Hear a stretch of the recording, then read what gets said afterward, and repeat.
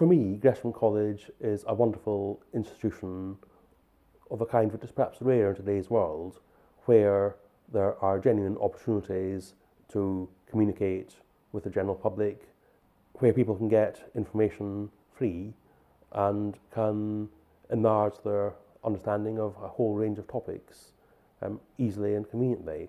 And the fact that it's all online makes it an incredibly valuable resource. For me as a mathematician, Gresham College is particularly important because of its role in the history of mathematics, because the first professors of mathematics in the UK were at Gresham College, and top mathematicians in the 17th century, people like Christopher Wren, Robert Hooke, were very well known. Less well known figures like Henry Briggs and Edmund Gunter were professors at Gresham College, and Gresham College really was a focus for English mathematics at its origins, and has a very important role for mathematicians. And other great heroes of mine, like Issac Barrow, were professors at Gresham College a bit later. Gresham College is important today because of the opportunities it offers. There have been a number of really great Gresham professors of geometry, for example.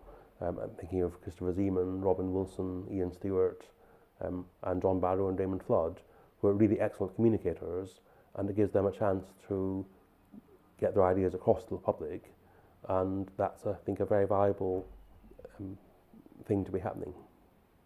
I was attracted to the opportunity to lecture at Gresham College by the audience, I think. I mean, I've been a member of that audience many times. I've had wonderful lectures by people like Robin Wilson and many others, lectures on music and politics and all sorts of things.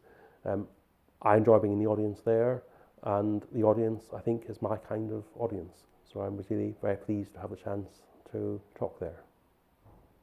For me, being part of Gresham College is being part of a rather remarkable institution that does, I think, a remarkable job in today's world, that provides wonderful resources, mainly through the web, but also obviously at the college itself.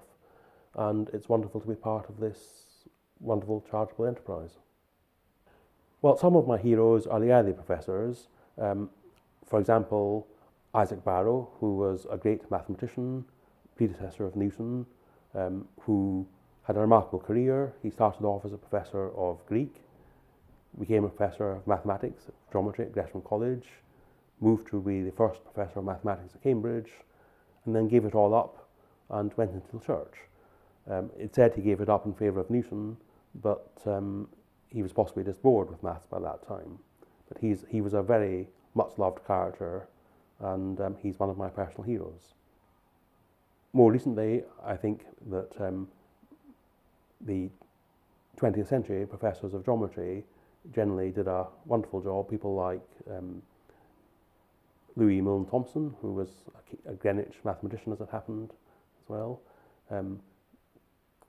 Clive Kilmister, and then later on Christopher Zeeman, Ian Stewart, and then Robin Wilson, who did a huge amount to popularise maths at Gresham College, and more recently John Barrow and Raymond Flood. One of the interesting stories about Gresham College is the issue of how Christopher Wren became Professor of Astronomy. We don't really understand this. He was rumoured to be about to become Professor of Geometry. That didn't happen. It's thought that that was opposed by Oliver Cromwell, who was in charge at the time. And then he turned up as Professor of Astronomy, and we don't know whether that was due to people finessing behind Cromwell's back, or whether Cromwell actually supported Wren in that position, and that would be a very interesting thing to know. Well, obviously, being a mathematician, my favourite current lectures are those by Raymond Flood, who takes a very different approach to mathematics from mine, I think, but his lectures are erudite, entertaining, and very informative.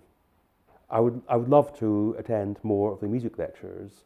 There have been a succession of really amazing Gresham professors of music. Sadly, it's not always possible to get to them, but again, of course, they are available on the internet.